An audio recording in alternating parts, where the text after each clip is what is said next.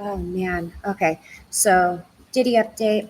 Today I figure I'm gonna review a few videos, commenting on them. We have P. Diddy not eating in jail, Suge Knight in a prison interview with Chris Cuomo, and a closer look at Diddy and Justin, a video by Law and Crime. So I'm gonna take a look at those videos with you. There's just so much.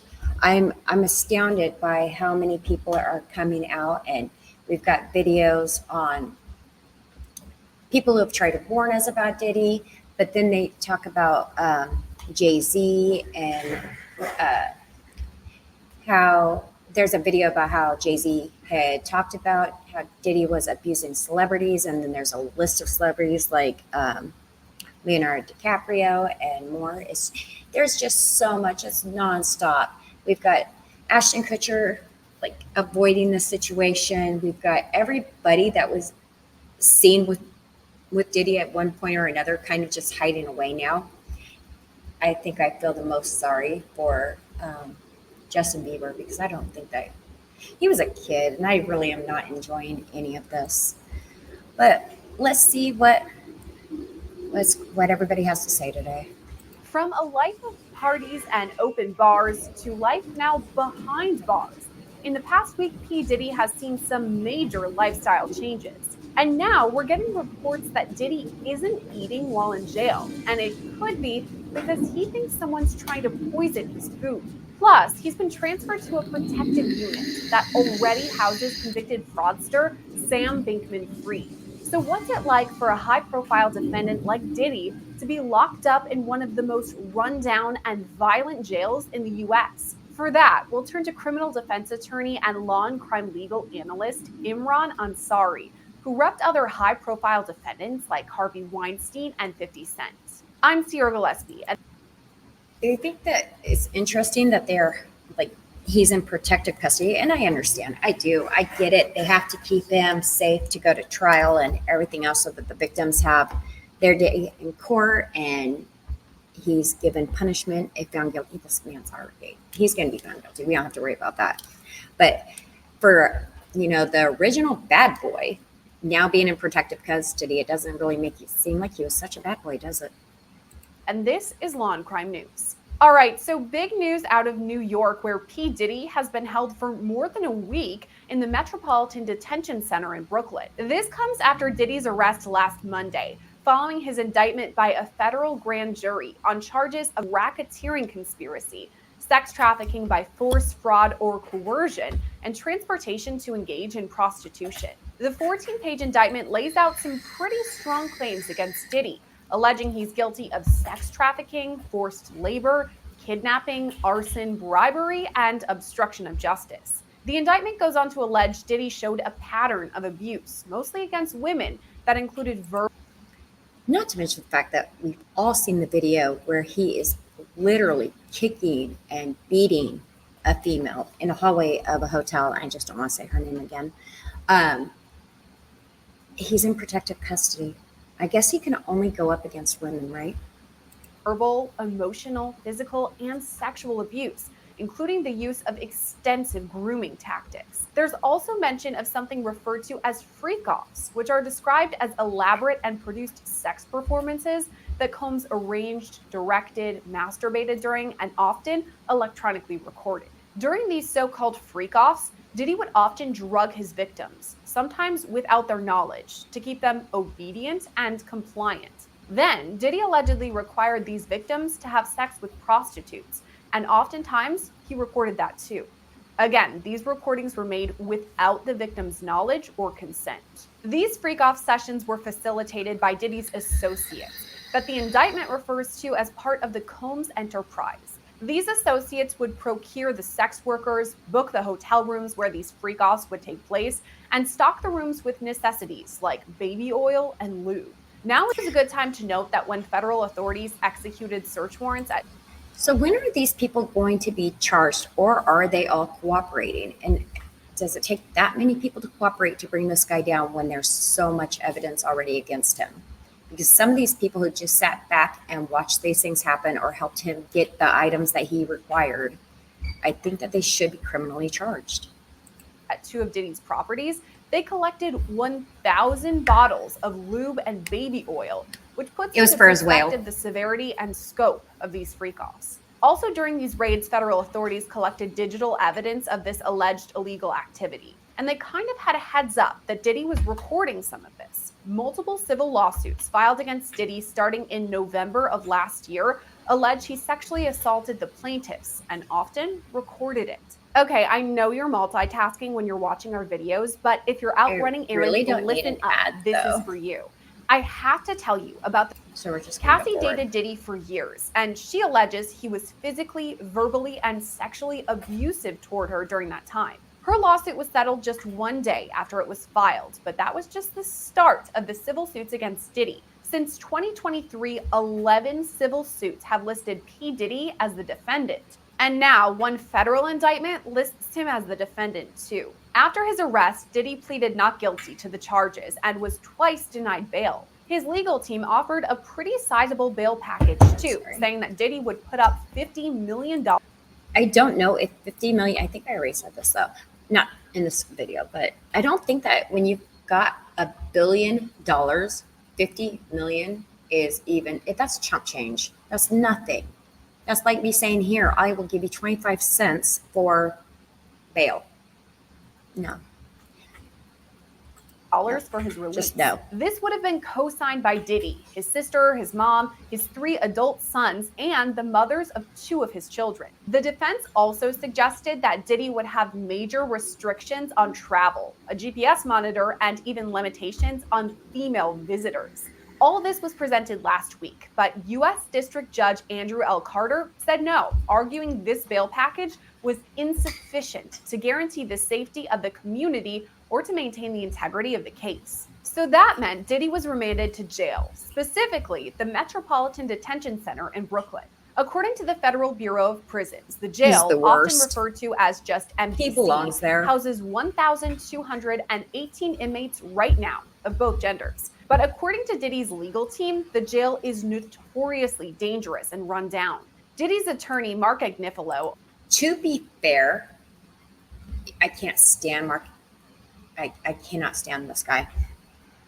However, it is not just Diddy's attorney that says that this is the worst the worst facility, because judges have stopped sending certain offenders to this jail.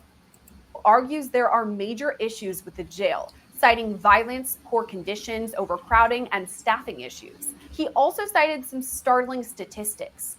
2 inmates have been killed at MDC since this June, and at least 4 inmates have died by suicide over the past 3 years. On top of that, but I believe that he's on unaliving watch, and they're doing, like I said, they're doing everything they can to keep him nice up and going, or I don't know the right word for that one.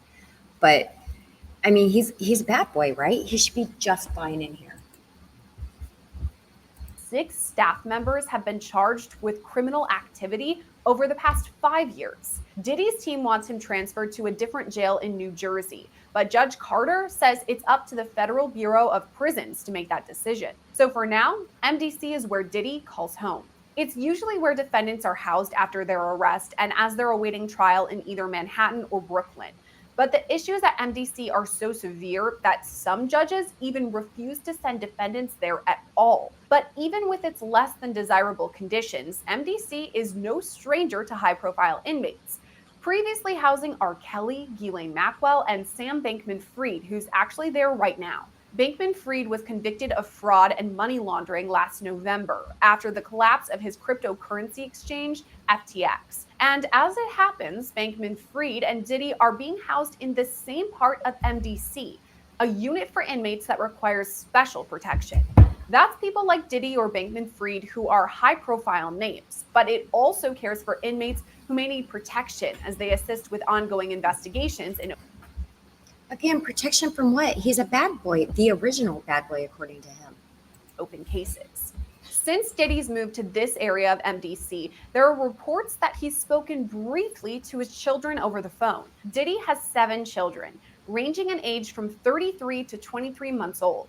According to reports, Diddy is concerned about how his kids are handling his arrest and detainment. And meanwhile, they're allegedly in a state of crisis after only experiencing Diddy as a loving, devoted father. Meanwhile, there are other reports that Diddy has stopped eating. This could be because he isn't enjoying the food, but it also could be because he's paranoid that someone is out to get him and may slip poison into his food. But is that likely or even possible? And what are the perils of Are they not serving him Michelin star meals there? Aw, that's so sad. Who cares? Just really. MDC, Ugh. especially for a high profile defendant like Diddy? Here's where we have to bring in criminal defense attorney Imran Ansari, who represented other celebs like 50 Cent or Harvey Weinstein. He says Diddy's arrest wasn't surprising. I think we all saw the writing on the wall with Diddy in terms of the civil case leading to a federal investigation. We saw the raids on his residence. And I think that the indictment that we see now wasn't so much a surprise. And it was something that we expected arrest was going to come down the line. Now he has been arrested. He's been denied bail. So he is behind bars in Brooklyn.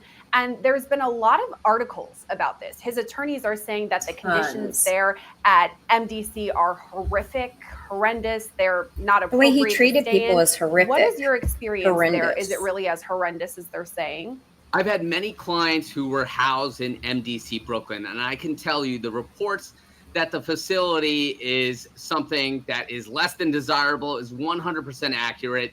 There's been a lot of reports of it being below standard in terms of prison standards. And of course, a prison isn't meant to be a comfortable place, but of course, they have to provide the basic human rights to their inmates. And MDC Brooklyn has been plagued with overcrowding, with violence, give that to poor his food, victims. with poor cleanliness. And P. Diddy, who is in a protective custody unit, is still experiencing all the bad things that MDC Brooklyn has to offer, and it doesn't have a lot to offer in terms of comfort or things that an inmate would be looking for.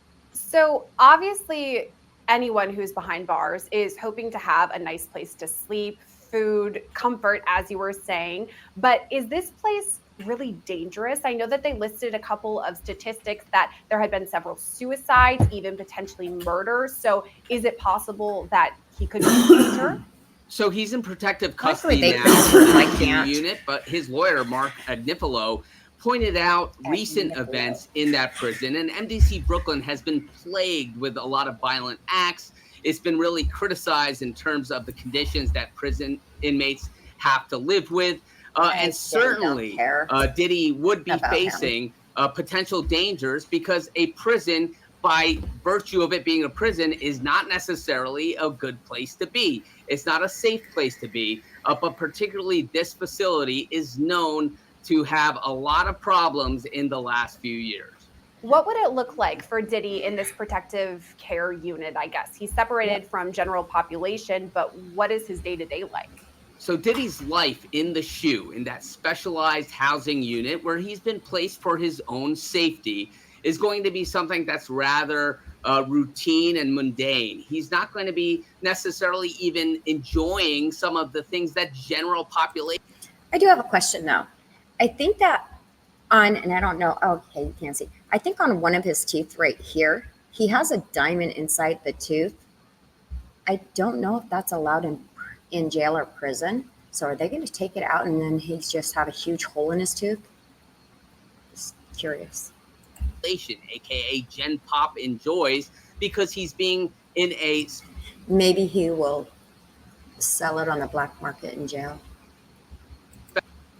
Special segregated unit for his own safety, which means he's going to be under more constant observation by guards. His comings and goings in and out of his cell for recreational time and for meal time are going to be more scrutinized. So although the SHU unit is technically for the prison inmate's safety, and of course Diddy being a high profile inmate requires that, it also means more restrictions for that inmate. Following Diddy's arrest, we reported news that he was placed on suicide watch. It's unclear whether he was actually suicidal or if this was just a safety precaution. But we do know a mental health professional I do know, I visits don't his cell care. at least several times a day. That Is doesn't that mean I have possible to for care if I'm Diddy? He watching, may not right? have these suicidal ideations, but it's just for his safety. It's pretty routine, especially for a high profile inmate to be placed on suicide watch, especially when they're going from a dramatic change from their life outside prison to a life inside prison, something that they may not be used to. It's typical and routine for an inmate like that to be placed on suicide watch for their own safety. And the prison kind of wants to make sure that, when all eyes are on them, that nothing happens on their watch. So we do know that Diddy's lawyers did say It's that right he's there. ready and willing It's to not on this fight tube, the charges and ready to but fight the allegations against him, and he's of sound mind. So it doesn't surprise me that he's placed on suicide watch by corrections simply for his own safety and in order for the prison to sort of CYA. So we're talking about this case simply because Diddy is a huge celebrity, a high-profile defendant who's now placed behind bars, a far cry from the mansions that we're used to seeing him in. doesn't have What are to some of either. the issues with having a high-profile defendant? Does it make things more dangerous, more difficult? What do you think? Well, being high profile in prison, based on knowledge from some of my own clients, is somewhat worrying for them, especially when they are coming from an environment which was a polar There it is. opposite from what they are Isn't that a experiencing diamond? prison. So it's a shock. It's frightening. And of course, they have to deal with the real reality now that they are behind bars and they're facing criminal charges. It also presents a added sort of hurdle for us as attorneys who are defending a client like that, because we are obviously cognizant of the big change in their life that they're dealing with psychologically, and then also obviously the legal aspects of things, but also the court of public opinion. You are constantly looking at how the public is receiving your client or a defendant when they are high profile, and you are sort of tending to their needs because now they are dealing with such a dramatic change in their life. They went from mansion to prison, and sometimes that's a hurdle along with the legal fight all its own. And then there's the question of Diddy's communication. Who's he making contact with from the inside?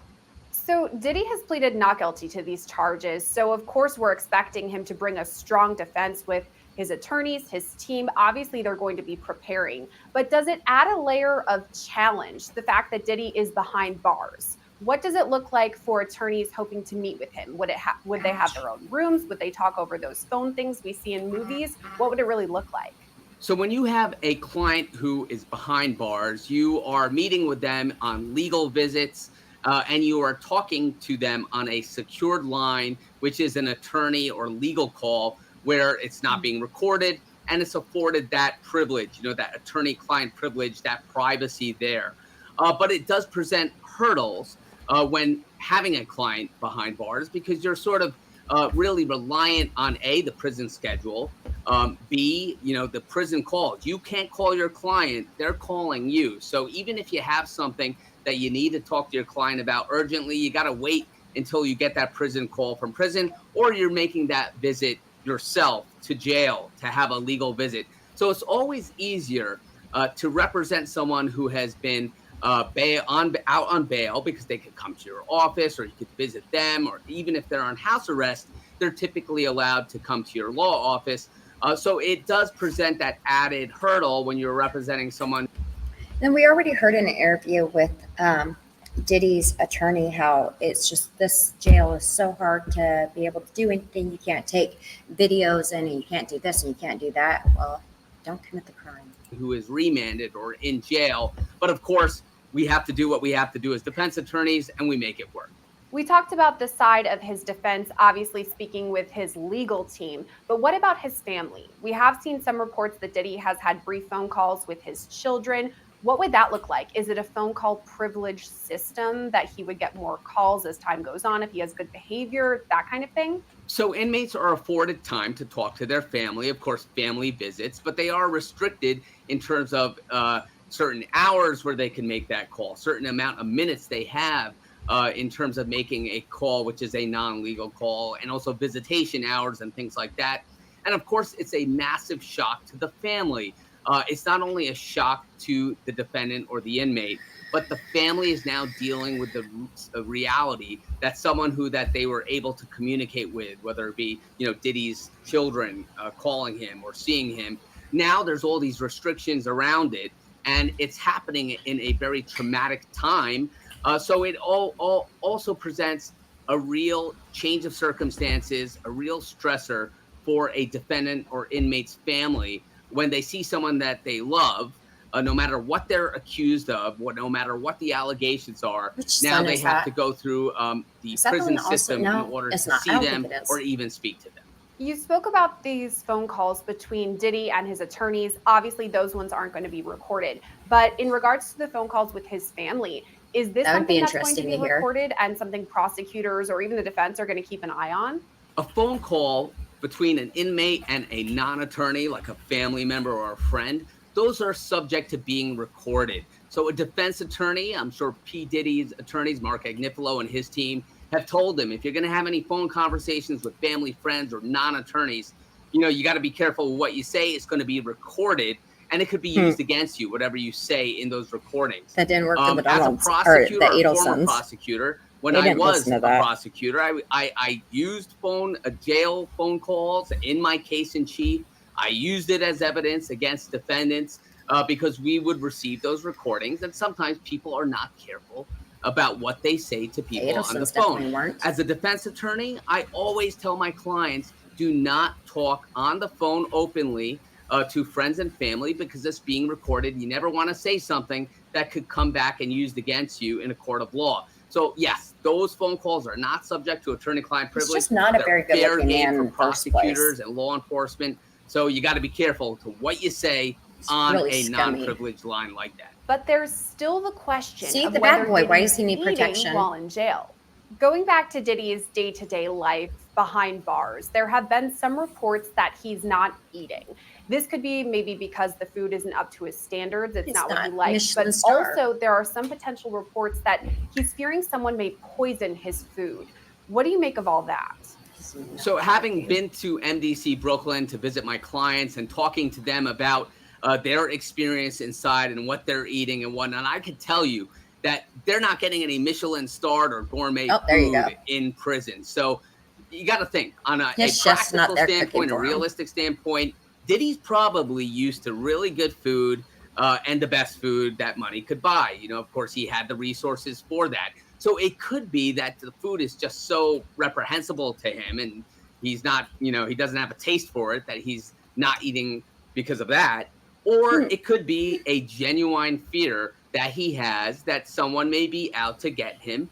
And then he doesn't want to take that risk. Of course, this is all speculation, Sarah, but that could be a chance. Of course, there's the notorious incident in near history with Jeffrey Epstein, where there are conspiracy theories that rather than suicide, he was actually killed in prison. I don't know what's going on in Diddy's head. I don't know, if it's the food that's being bad, if he's not eating it, or there's some other fears going on there. But generally, the food in prison is not palatable per se, and that could be the reason why, if that's true.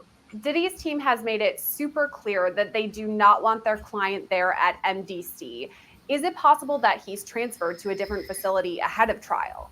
I would imagine that P. Diddy's defense team, Mark Agnifilo, and his team would be doing everything and anything to try to get Diddy out, right? They would probably be appealing, and I believe they are, the remand of Diddy and trying to get him out 15 in more a appeals. less restrictive and non-custodial detention, right? That could be house arrest where he's being monitored or maybe to a different facility altogether. And I can speak that from clients that we've had at my firm and that I've represented, we've had inmates and clients go from one facility that may be less than desirable to another facility where they may be getting better care. Let's say if they have a medical problem or just generally we're making a pitch to get them out of jail, that one prison to another. Of course, that's all in the discretion of prison officials and it's not a given. But I would imagine that Diddy's attorneys are doing everything, to get him out of jail, right, and to have this remand reconsidered, Only because I'm and going to switch also to the next video perhaps here in a have second. him transferred to a I different really just facility, don't care which is how less his living harsh than MDC Brooklyn. But conditions again, are. you got to really show a real good cause for prison officials to use their discretion to take an inmate out of one prison to another, because you got to remember, Sarah, that Diddy is supposed to be treated the Like same everybody way else. as any other inmate in that facility with no special treatment. I think it's interesting, this Diddy case, to show how a civil lawsuit really brought on a deeper investigation into Diddy, the allegations against him, and ultimately led to this indictment. And it is a serious indictment. It's not to be taken lightly. He is in jail. And it's always interesting to see. Okay. So just because, you know what, I don't really care about his living conditions. I think that him not eating, honestly, how many people has he pissed off over the years that he's worried that somebody's poisoning him, unless he's got a hit out on him in jail? And I have no information on that. It's just things to be curious about. In this case, I guess, just brings out the curiosity, right? On this one, we're going to go to, I'm going to make that. And Suge Knight is going to speak out. I believe it was about Diddy. So let's find out. Because I have not watched this one yet. For people who have done a little bit of homework and know who you are, why should they believe you about what you think and feel about Sean Diddy Combs and any allegations against him, given your history of animosity with him? Well, first of all, I'm not calling you and nobody else to get nobody to believe anything regarding him. Like I said, I always say, me personally, I don't jump up and down and cheer for no black man going to prison or any other man, any other human being going to prison. Because people think prison is always the answer. I'm not saying a lot of people don't deserve to do their time and see what's going on. But at the same time, that's not no cheerful thing, because when you look at it, that man have kids. Mm-hmm. And whatever affects him definitely affects his kids. Mm-hmm. And I know there's a lot of victims involved in it, and whatever affects them affects their kids. So it's not a good thing to be talking about any shit about the next person. But it's not a gray area with me.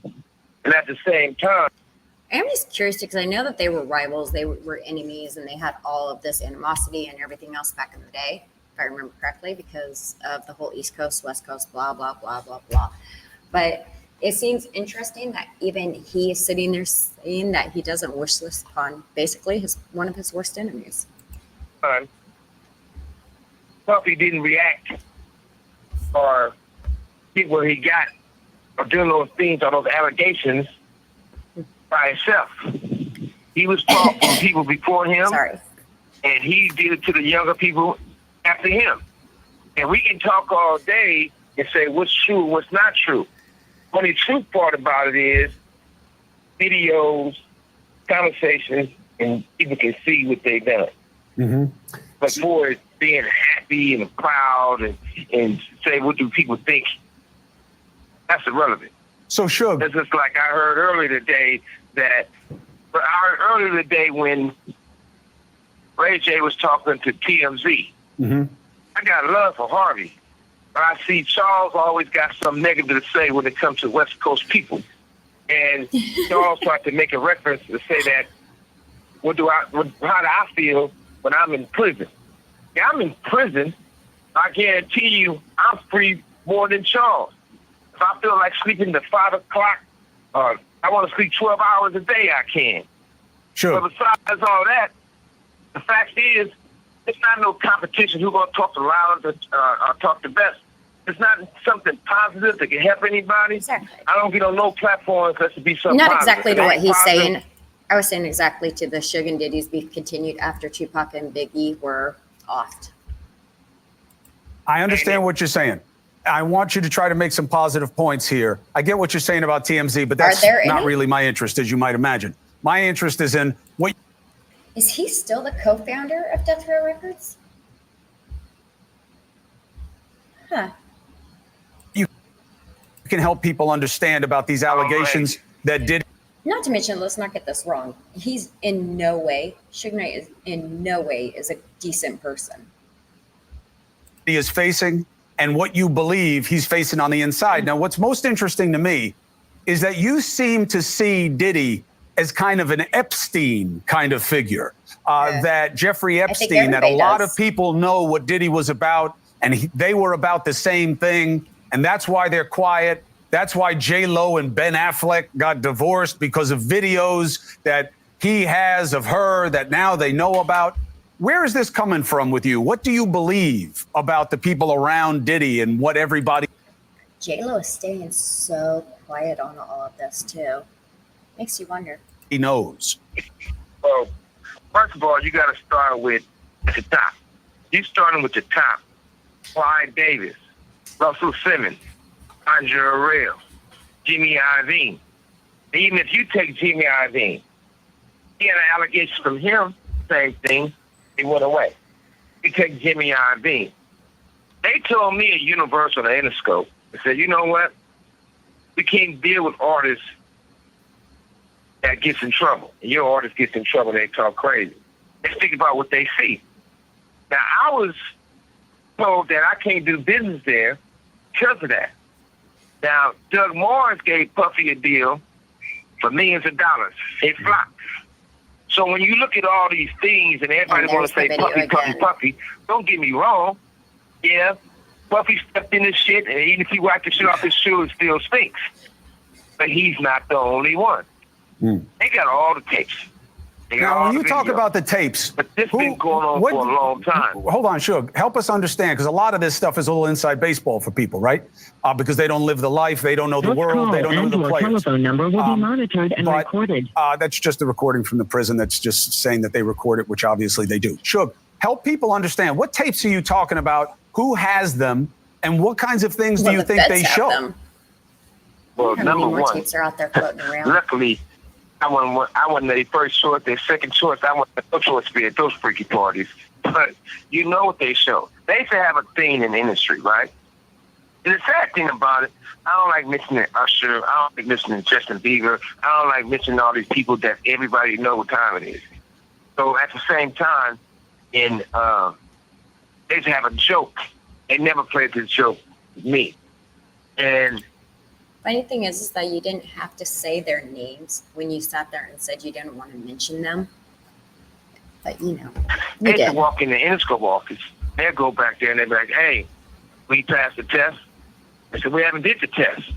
One dude said, well, don't say that in front of Mr. Knight because he's going to take it offensive and hurt somebody. I said, well, whatever it is, I probably would take it offensive when somebody would get their ass whooped. You know, that was me in those days. They used to have these guys, they used to call it the boiled egg test. They could take a boiled egg, a raw boiled egg, have those guys put their pants down and bend over and they stick it up their ass. The egg break. They say they're not ready yet. They ain't put enough work in. Oh, this is Hollywood. So everybody want to go act like they don't know what's going on. Hold on a second, Suge. You just look. All you got to do is I have never heard of anything like that. So if I haven't heard about it, just assume a lot of people haven't heard that before. But you think it's on video? Let's stop for a second. Go ahead, Suge. Yeah, listen, and also, have you ever been to any Puffy parties? No. You sure they had a long time to think about it. But if you haven't been in those butt naked parties, even some of the preachers been in those parties, and they wasn't on their knees praying for God. See, they was praying for somebody to have come real quick or something. But I wasn't there, but there's proof of it. But at the same time, everybody want to look around and act like something going on that wasn't right. It's the facts of life in the industry. Not for the people who don't get in. So, everybody, you got to look at it like this. When you see a beautiful woman or you see a handsome man, and it was like that all their life. From elementary school to junior high school to high school, they forced to go to college, right? They always knew they had something special about themselves. But you take some of the Hollywood executives or some artists They might have been the ugly duckling for a long time before they had the teeth sticks and lipsticks and nose sticks, all the work done. Underneath, they still the young people with no confidence because they've been that way all their fucking life. So all of a sudden, if you look at Puffy old pictures, don't look nothing like his new pictures. You know, shit, they didn't do everything. But Suge, just because he has plastic surgery, all I'm saying is, I'm not saying that you're wrong about rich people doing stuff to their face or whatever it is, but that's different than the allegations that are coming down on him. I'm talking about richer people. I'm talking about the difference. I'm talking about, okay, look at it like this. I look at real plain and simple. Ain't no whistleblower. Facts is there. But right now, I don't care if it's T.I., I don't care if it's Rick Ross, I don't care if it's Jay, I don't care if it's Snoop, I don't care if it's Game, I don't care if it's Dre. Nobody's stepping up on the fact that you know what's going on. Nobody's defending him. You're right. Guys at Interscope. You're right. Okay. Nobody is defending him, but that's why I was interested in hearing your perspective. Hey, I like to say this too real quick. You got a woman that works for you is really incredible. You don't find too many people. I thought you were about to implicate her in the investigation. Oh, wow. I'm just glad you're not implicating Dusty in the investigation, Suge, because I can't take that. She's not in the investigation. All right, but what good. I want to do for her is, I want to. Hey, look, I got to do this for her, but I want to turn her on to this clothing line called Girls Mondays to Sunday.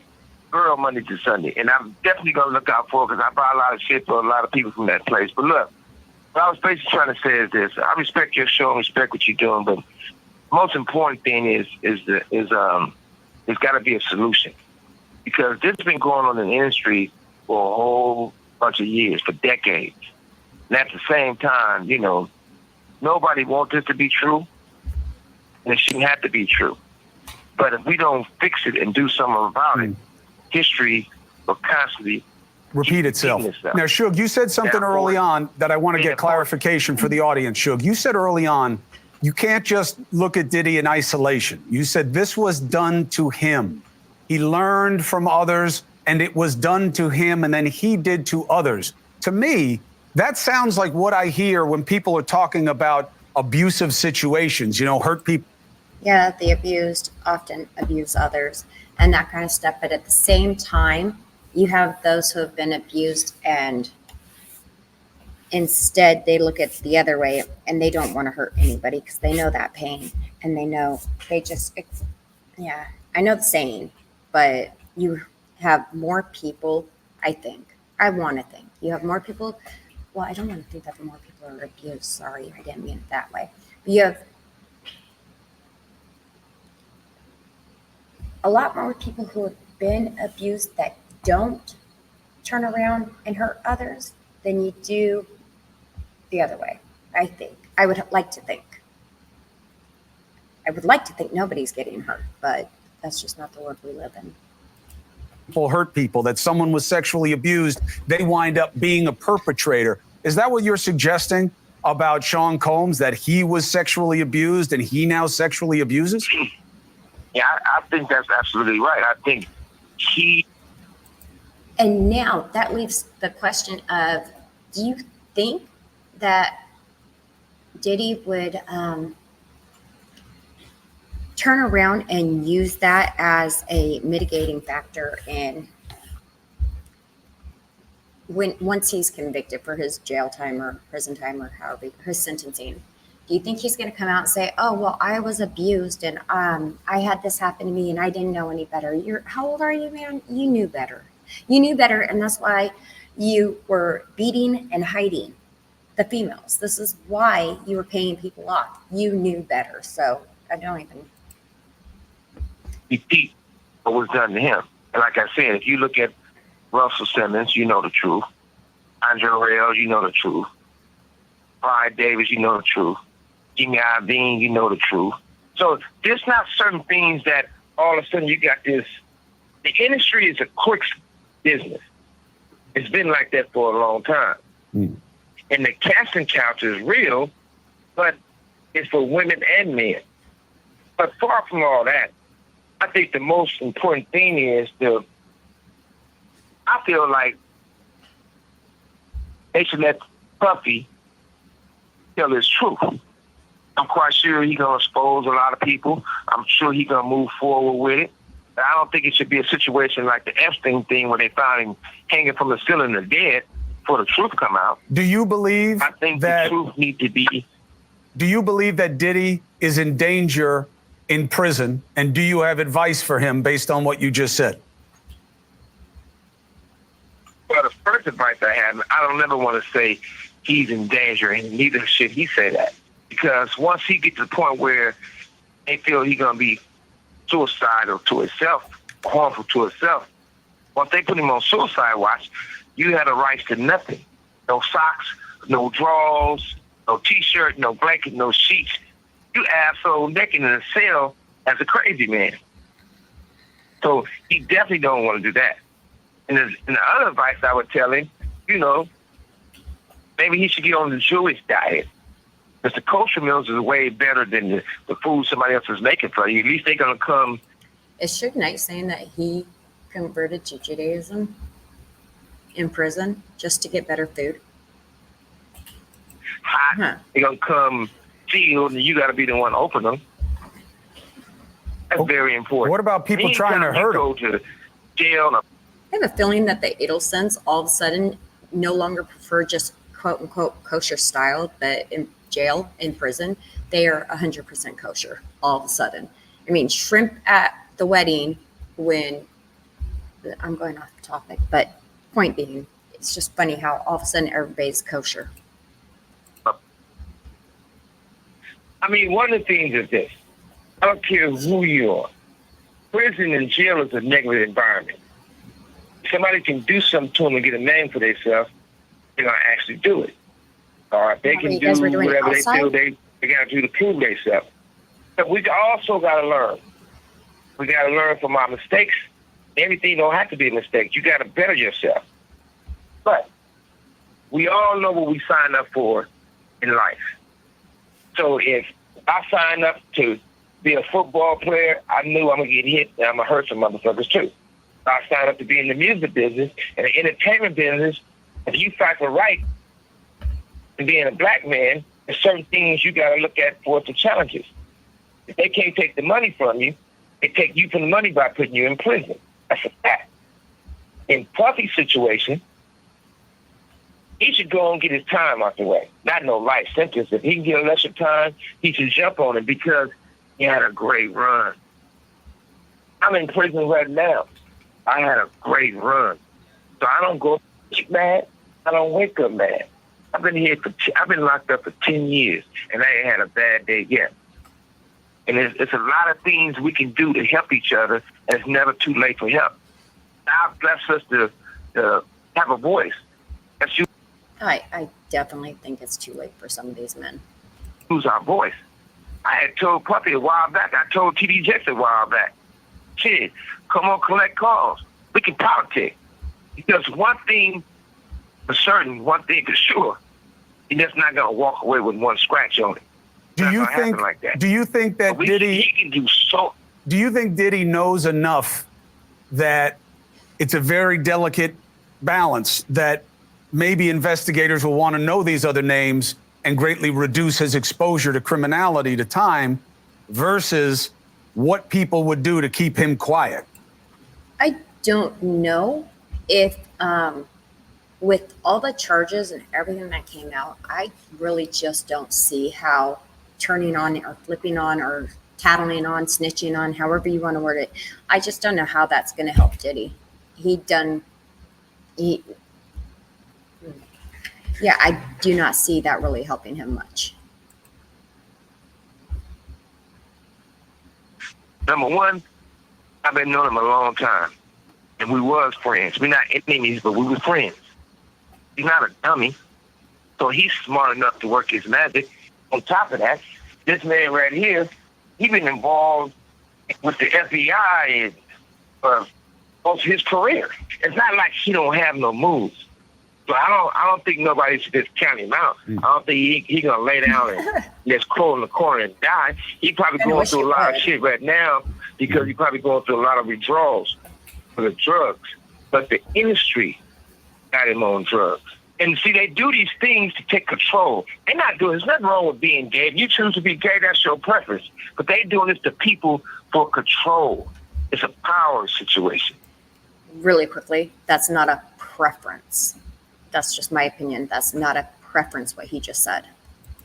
Suge. They've been having the power of the, yes. I appreciate your perspective on this. Okay. Again, not a preference. Sorry. That really just does bother me when somebody says that. My preference is my hair color. That is a preference.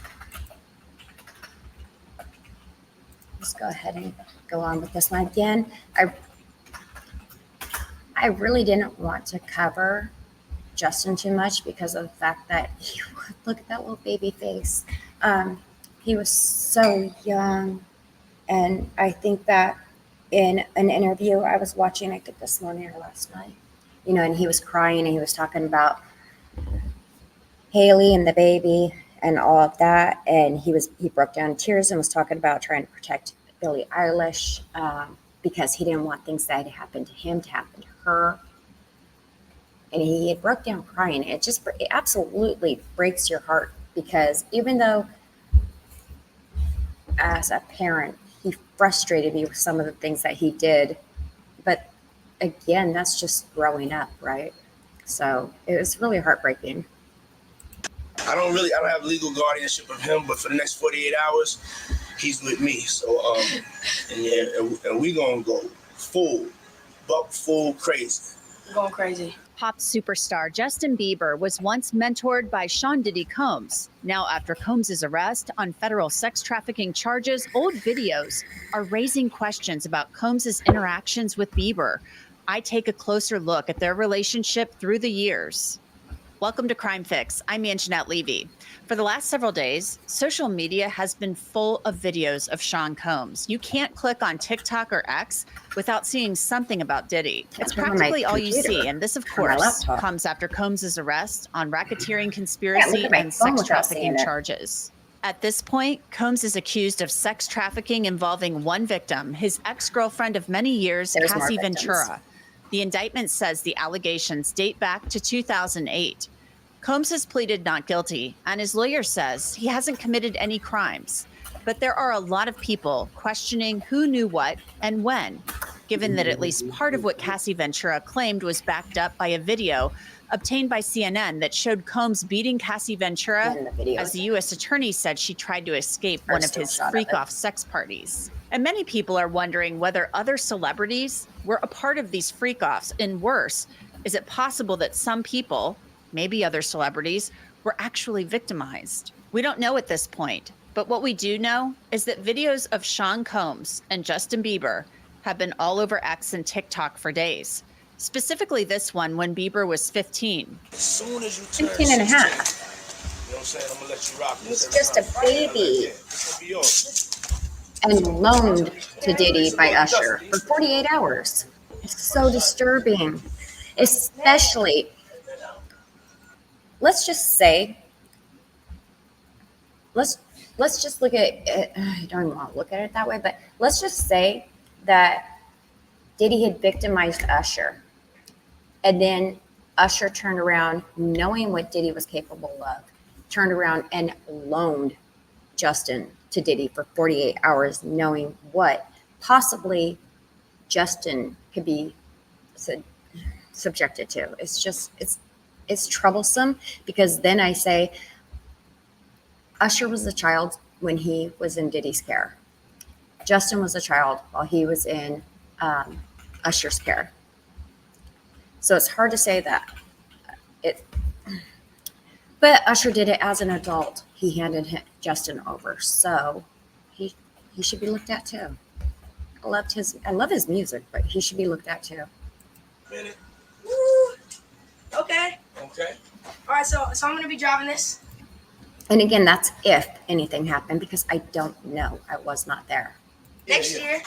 Now, that video has been viewed more than 5 million times on Justin Bieber's YouTube channel. He was 15 at the time, and he was staying with Combs for 48 hours. You know, I have been given custody of him. You know, he signed to Usher. I'm signed to Usher. I had legal guardianship God. of Usher when you know he did his first album. I did Usher's first album. Justin Bieber is now a pop megastar. He's loved by fans around the world. In 2009, at the time of this video, though, he wasn't really known. He was just a kid, and his first album was coming out. Bieber is originally from Canada, and Usher signed him to manage his career. Usher actually got his start in the business through Sean Combs. He lived with him for a year when he was 13. And Usher talked about his time living with Combs on the Howard Stern show back in 2016. He was sent to what was called Puffy Flavor Camp. And you're going to go to Puff Daddy's. He's going in the 90s. Do you understand what that's like? Puffy's place was like just filled with chicks and orgying like nonstop, right? No, not really. I mean, but hey, it was curious. I got a chance to see some things. Yeah, but you were 13. What were you seeing? I went there to see the lifestyle. Right. And I saw it. And it was but I don't know if I could indulge and understand what I was even looking at. It was pretty wild. So nobody tried to, some woman didn't come along. I ain't say that. Okay. I want to tell you about a great free app. It's called Upside, Yeah, and it will give you cash back on food and gas. This is not a confusing rewards program. Sean Combs, Usher said, hell no. But back to Justin Bieber and the videos of him making the rounds with Combs. The one from when he was 15 has raised some eyebrows, given what we know now. Justin, you ever seen the movie 48 Hours? Right now, he's having 48 hours with Diddy, him and his boy. They're having the times of their lives, like. Are they though? You know, where we hanging out and what we doing. We can't really disclose, but it's definitely a 15-year-old's dream. What you want to do? What you want to do over the next 48 hours? 48 hours. Let's go. Let's just go get some girls. Let's go get some girls. Man after my heart. That's what I'm talking about. Now, let's be clear. This could have all just been a joke. But in 2020, Justin Bieber gave a tearful interview to Apple Music in which he talked about wanting to protect Billie Eilish from the music industry and the things that he had been through. There are other videos of Bieber and Combs that have circulated online. What's up, man? You good? I'm good. How are you? All right, young brother, everything's good? Selling out arenas and everything? He's so adorable. Starting to act different, huh? You ain't been calling me and hanging out the way we used to hang out. Well, I mean, you try to get in contact with me, through all my, partners and whatnot. Mm-hmm. But you never really got my number, so. Right. Okay. My number? Yeah. I'm gonna tell you my number. Yeah. Again, does this video mean anything? It could just be a teenage kid caught in an awkward moment. In 2015, Combs presented Bieber with an American Music Award for Best Collaboration. And there's another video showing a birthday celebration. It shows an exchange on one of Bieber's birthdays. And finally, the fourth video making the rounds was recorded 3 years ago.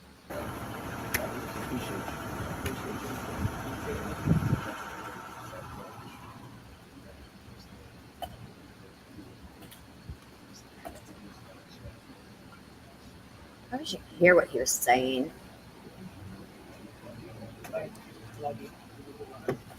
Let's play that again.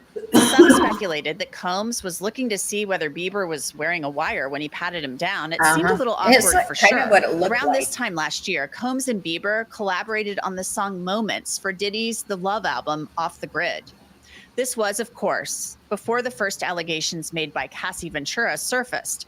Combs settled the suit with her in a day, and then the federal raid happened in March of this year. So far, Justin Bieber, like many people who know Combs, has been silent. There may be a good reason for that. He just became a father for the first time. A source close to Bieber told People he's aware of Diddy's arrest and the allegations, but added, it's not anything that he wants to focus on, though.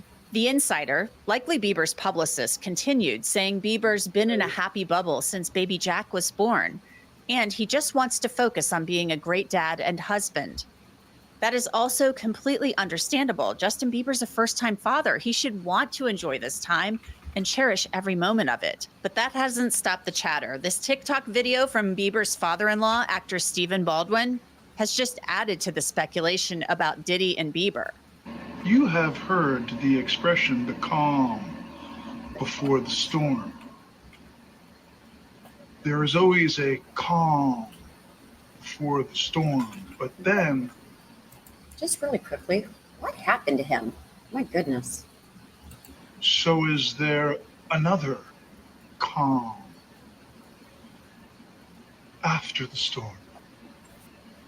There's a calm and then a storm and then another calm. So you get the gist. Is he high? And no one knows whether Stephen Baldwin was actually referring to the Sean Combs situation or his son-in-law, Justin Bieber, but that video certainly has had people on X wondering. I want to bring in Mitra Ahorian. She is an entertainment attorney in Los Angeles. So Mitra, what are people saying out there on the street? What's the chatter in Hollywood about Sean Combs' arrest?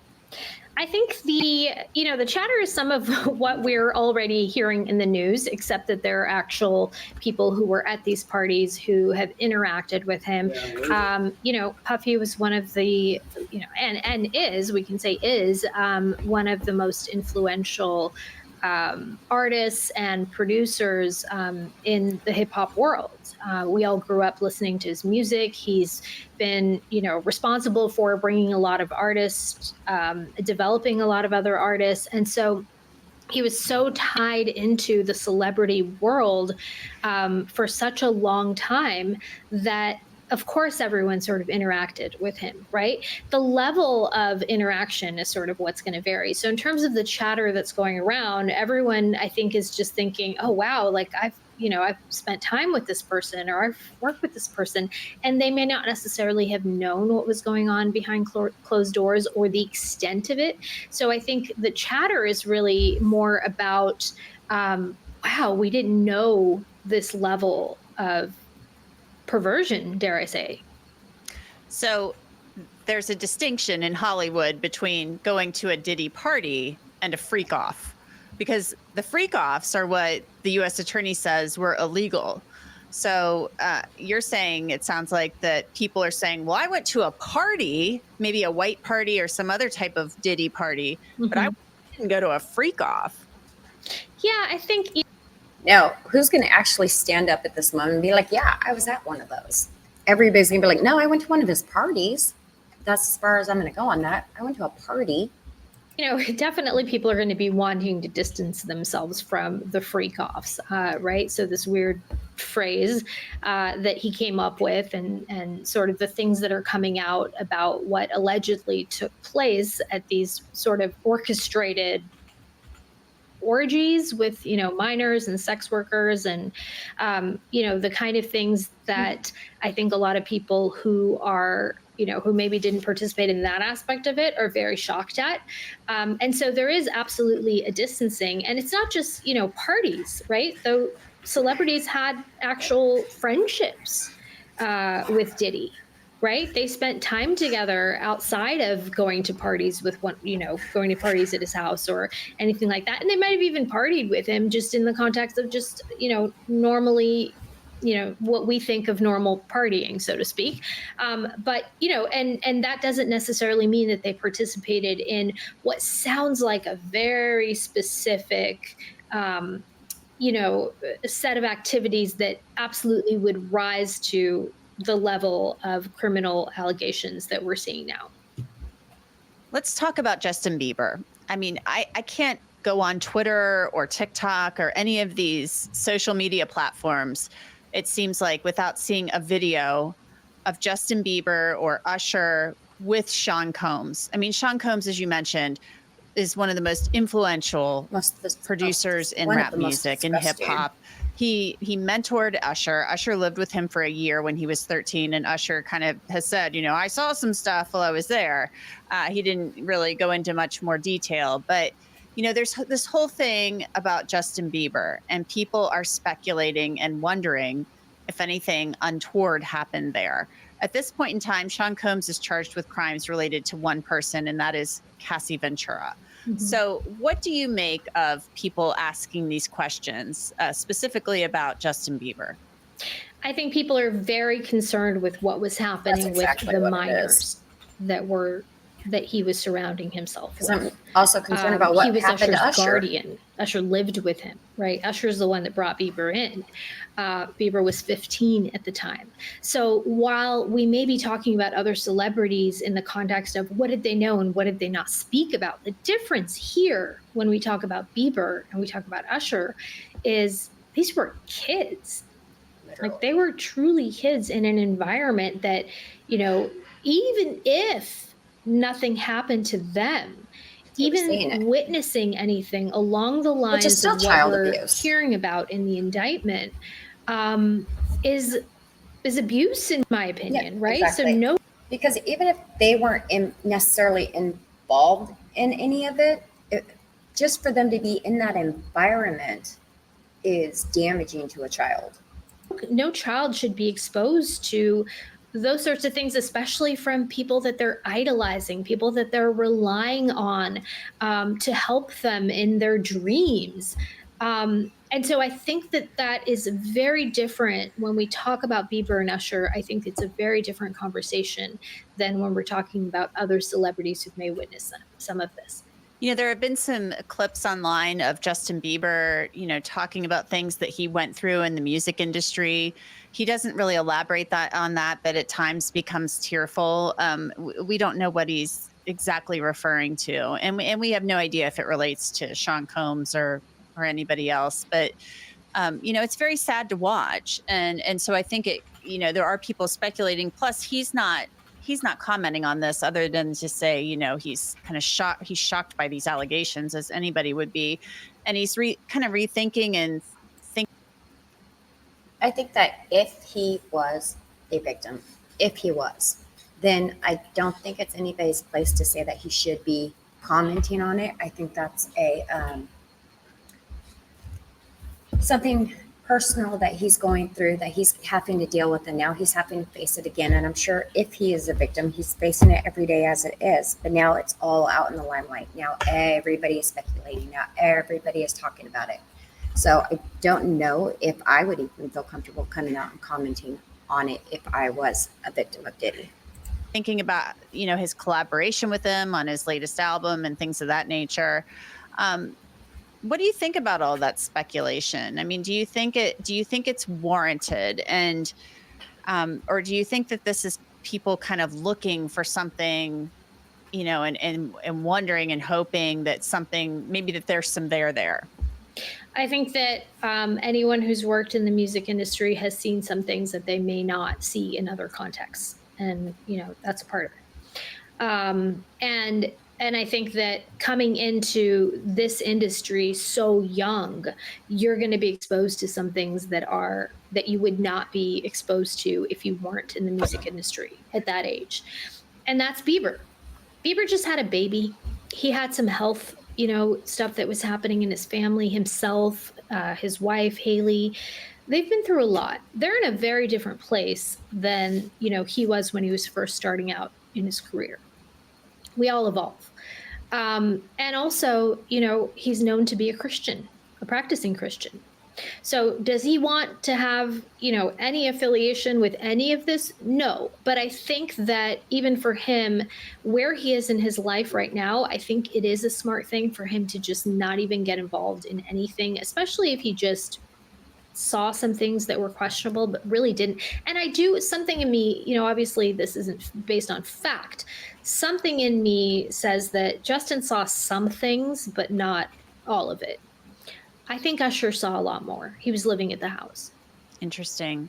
You know, I'm wondering if the federal prosecutors reach out to people like this. I mean, or the, you know, Homeland Security agents, you know, or are they just reaching out to women who may have been involved in these things and the people who filed the civil suits?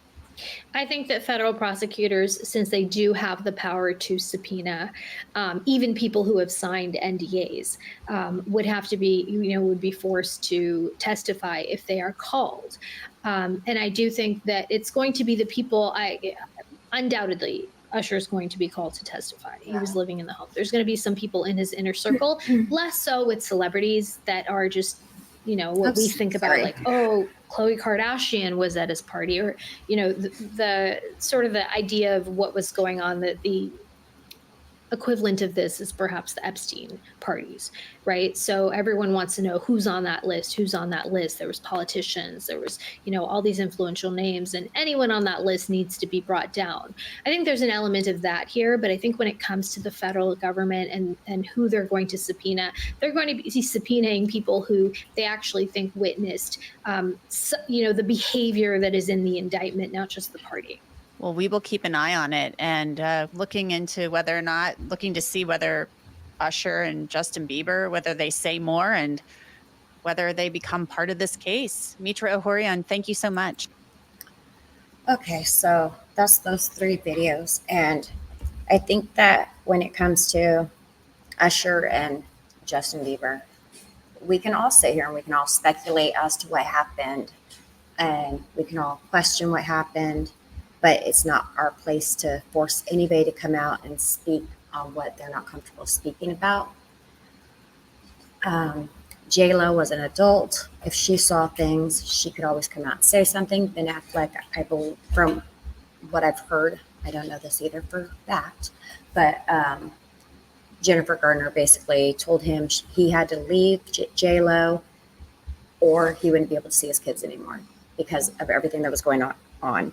So I don't know. We have so many other names now out there, and I'm just going to keep following along and see where this goes. So until the next one, take care of yourselves.